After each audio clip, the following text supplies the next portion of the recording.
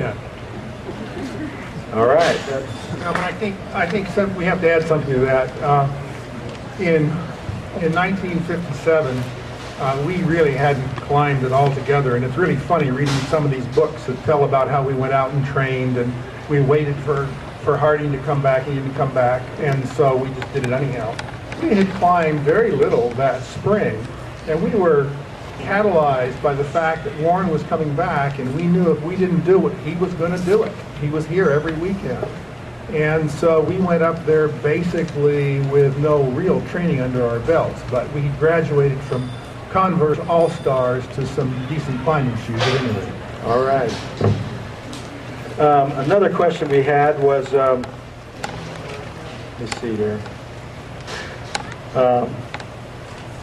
Did you realize at the time of the ascent that it would become a milestone in Yosemite and indeed American climbing history?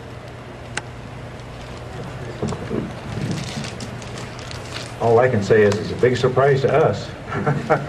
we were up there eager to do something that we knew was new, but no, we had no idea that we'd be sitting here 50 years later saying, hey, pretty good, huh? You bet. Anyway, it's wonderful. Thank you. You bet. Okay, one more question, and then we'll have Linda come up and with the final closing here. Let's see what we got here.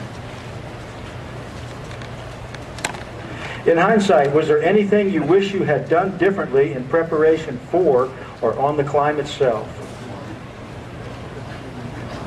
I know what this is going to be. Take more water. And listen to that today, folks. When you go up, I went up to climb that in 1970, and we were sitting there at the spring, and we had these jugs of water, and we looked up there, and it was cold in the morning, and I said, let's just forget this extra gallon. And we would have paid big bucks for that extra gallon higher up. So that's a good message even today. May I just comment on that for a second? It was interesting because we didn't really know what to carry water in. And we go back to Chuck Wiltz, and Spencer Austin's effort on the Lost Arrow chimney. And they got to the valley and they didn't have any canteens. And the only thing they could buy in the store was grapefruit juice. Now, can you imagine living in September heat on the Lost Arrow chimney for a couple of days drinking only grapefruit juice?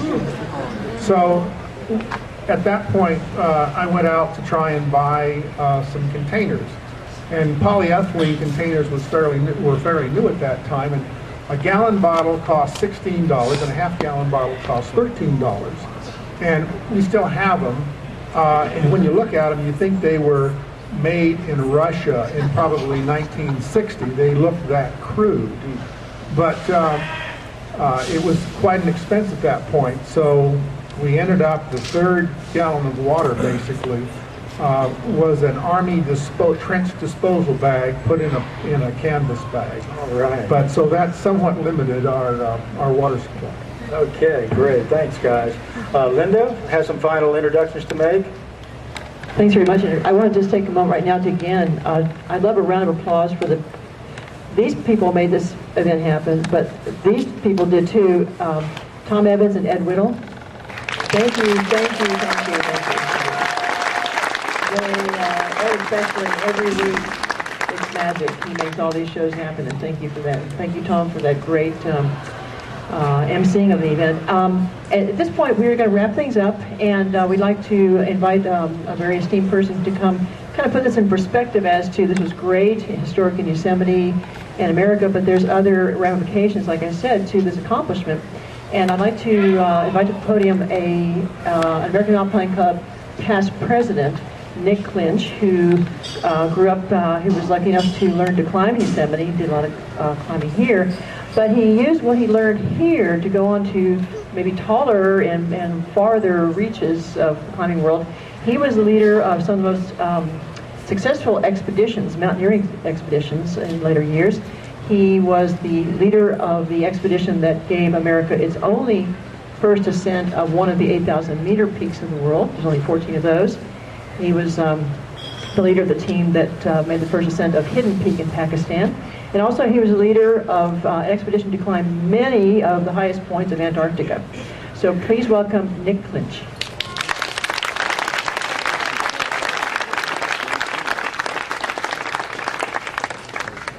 initially asked to give a perspective of an average climber, in this case a sub-average climber, on this achievement. When people ask me what I climbed in Yosemite, I always say that everything I ever climbed in the valley is now called the approach. And this climb is the main reason for it, because of what it did and the standards it set and what it opened to come in the years afterwards. Climbing in Yosemite had always progressed from the first technical climbs in the 30s on, but the progression was always into relatively small increments. There were simple guidebooks with such useful hints as proceed the half-inch ledge and do shoulder stands supplemented by pitons. The first real breakthrough was after World War II, when Salathea and Nelson climbed the Arrow for 5 days of technique and the new equipment. And that was a major break. But still, there was a monkey on you, which was, you knew it was not only did you have to get to the top, but because there was no magic dragon was going to come over and pick you off the wall if something went wrong, there was no rescue teams, there were only a few friends. You knew that besides getting to the top, you really ought to be able to get yourself down if for some reason you can't get up the thing, which tended to put this big uncertainty sitting on you. First, can you do it? And if it hadn't been done before, can it be done? So this is a great mental barrier that sort of sat on you, and slowly you picked at it. You didn't really want to jump into it for obvious reasons. I mean, 1,000 feet up one of these walls with a 300-foot rappel rope and a 120-foot climbing rope gives you about an isolated feeling in the mountains you want to have, even with a teeming valley below you. But then the climbing standards started to rise greatly and quickly, thanks to this trio and others, mostly from Southern California. But even so, they did push higher and harder routes, but never quite through the barrier, really up into these big, high, vertical, unknown walls, in which, as I said, you really wanted to be able to get off. I find it interesting that they said they took too much rope and too little water. Well, that represents, I'm sure, the thought at the time you wanted to have sufficient rope to get yourself out of it, because it's going to be pretty hard for someone else to come catch you. So therefore, when these guys took off up that wall, even though they tried a time or two, but they broke through a technological barrier. They pioneered the techniques you've heard about, the Salathea's pitons, all the other techniques that Royal and these others developed, such as hall sacks and so forth. But and frankly, the biggest thing they broke through was the psychological barrier. Because at that point, you knew these things could be done by, if not humans, well, near humans or demigods. So then you could handicap yourself as to where you might stand on the rank, and then you could go likewise.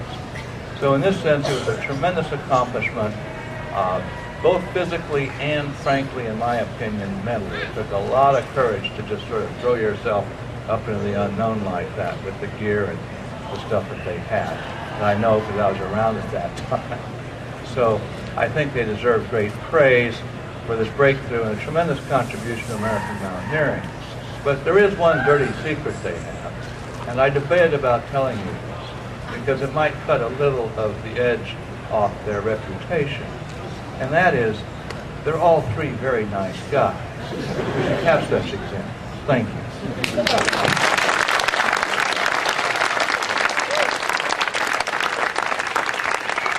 Thank you, Nick. That was really so eloquent, and thank you for those summing thoughts. Thank you. Right now, we have a little something to leave with our first ascensionist here, and I have been told there's somebody who's going to help me with this task. What we've done is, from the American Alpine Club, we decided to laud the first ascensionist on this occasion and for their accomplishments, and George Lowe is going to present each of you with a certificate of appreciation from our club. So, George, if you could hand me that, please.